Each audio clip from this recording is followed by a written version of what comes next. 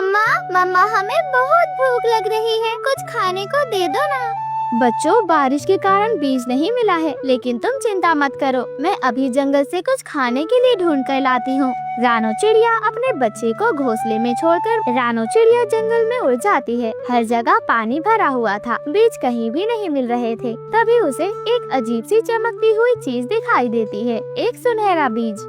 अरे ये क्या है? ये तो बीज बहुत अलग दिख रहा है, क्या ये खाने लायक होगा?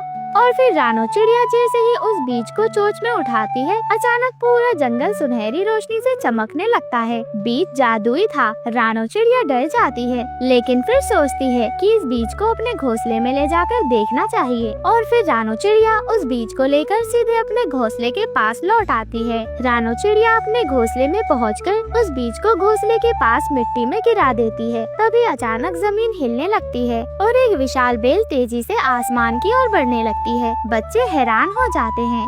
मम्मा मम्मा ये क्या हो रहा है? ये कोई साधारण बीज नहीं था, ये तो कोई जादुई पौधा है। वह बेल तेजी से ऊपर जाती है, बादलों से भी आगे चली जाती है। रानो चिड़िया सोचती है कि इससे ऊपर जाकर देखना चाहिए। वह अपने बच्चों को सुरक्षित छोड़कर बेल पर चढ़ने लग जाती है। बेल के ऊपर बादलों के बीच एक विशाल महल था। रानो चिड़िया उसके अंदर जाती है और देखती है कि वहाँ पर तो ढेर सारे सोने के बीज हैं। लेकिन तभी अचानक से जमीन कांपने लगती है और एक डरावनी आवाज गूंजने लगती है। कौन है जो मेरे महल में घुस आया? रानो चिड़िया वो आवाज सुनकर बहुत ज्यादा डर जाती है और वह फौरन एक कोने में छुप जाती है। वह देखती है कि एक विशाल दैत्य महल में घूम रहा है। उसके पास एक जादुई कटोरा था, जिसमें से कभी खत्म ना होने वाले बीज गिर रहे थे।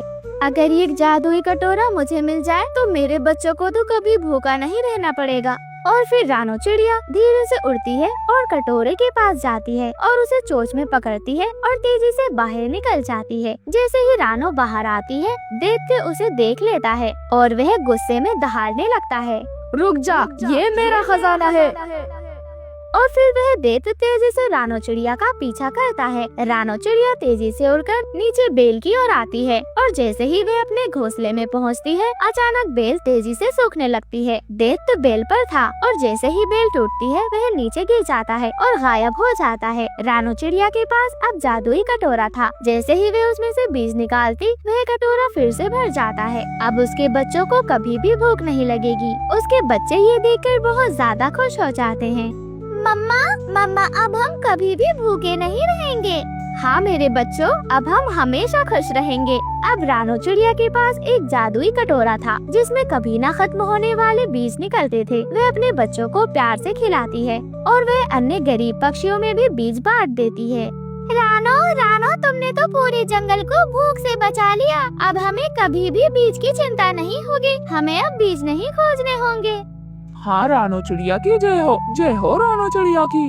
वही एक पेड़ पर कालू कौवा और गोरी कौवी बैठे हुए ये सब देख रहे थे। वह तो बहुत ज्यादा जलते हैं। कालू कौवा और गोरी कौवी रात को रानो के घोंसले में आ जाते हैं और जादुई कटोरे को चुराने की योजना बनाते हैं। हो, अगर ये जादुई कटोरा हमारे पास आ जाए तो हमें कभी मेहनत करने की जरूरत ही नहीं पड़ेगी गौरी, बस हमें इसे चुरा ही लेना होगा। हाँ कालू जी, बिल्कुल बिल्कुल सही कहा आपने। फिर सारे के सारे जंगल में हमारी ही बादशाहत होगी। रात होते होते दोनों दबे पांव रानो चिड़िया के घोंसले की ओर बढ़ते हैं। रानो और उसके बच्चे गहरी नींद में होते हैं। धीरे धीरे कालू कौवा कटोरे के पास पहुंच जाता है और उसे चोंच में उठा लेता है। फिर दोनों उड़कर जंगल के एक गहरे कोने में चले जाते हैं। सुबह होते ही जब रानो चिड़िया उस कटोरे की ओर देखती है तो वह गायब था। वह चौंक जाती है। अरे हमारा जादुई कटोरा कहाँ गया? और फिर रानो चिड़िया पूरे जंगल में उस जादुई कटोरे को खोजने लगती है, लेकिन कटोरा उसे कहीं भी नहीं मिलता। तभी तोता उड़कर आता है और उसे बताता है कि कालू कौवे और गोरी कौवी को उसने कुछ भारी चीज ले जाते हुए देखा था। रानो बहन, जरूर ये कालू कौवे और गोरी कौवी ने ही कटोरा चुराया है। वही कालू कौवा और गोरी कौवी जंगल के एक बड़े पेड़ के नीचे बैठे हुए थे। वे कटोरे से बीज निकालकर मजे मजे से खा रहे होते हैं। कालू जी, अब हमें कभी मेहनत नहीं करनी पड़ेगी। हाँ गौरी, सही कहा, अब हम जंगल के राजा बन सकते हैं। लेकिन तभी रानो चिड़िया वहाँ पर पहुँच जाती है। वह गुस्से में उन्हें देखने लगती है। कालू, गौरी, ये कटोरा मेरा है, इसे तुम दोनों मुझे वापस कर दो। अब ये हमारा है रानो, जाओ जाओ कहीं और जाकर बीज ढूंढो। रानो चिड़िया समझ जाती है कि कालू कौवा और गौरी कौवी इतनी आसानी से हार नहीं मानेंगे। लेकिन तभी कुछ अजीब होता है। वह कटोरा अचानक से चमकने लगता है। कटोरे की आवाज गूंजने लगती है, मैं लालचियों के साथ नहीं रह सकता।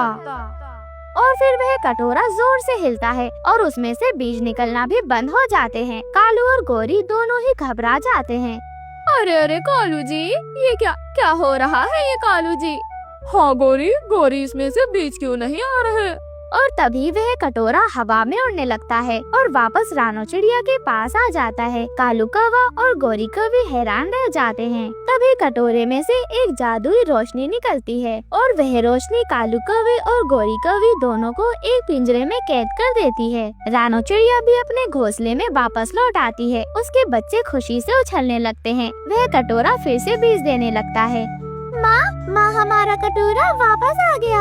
हाँ बेटा, ये कटोरा ईमानदार और मेहनती लोगों के लिए था, लालचियों के लिए नहीं। इस तरह रानो चिड़िया और उसके बच्चे हमेशा खुशी खुशी रहने लगते हैं। रानो चिड़िया और उसके बच्चों ने खुशी और समृद्धि पाली।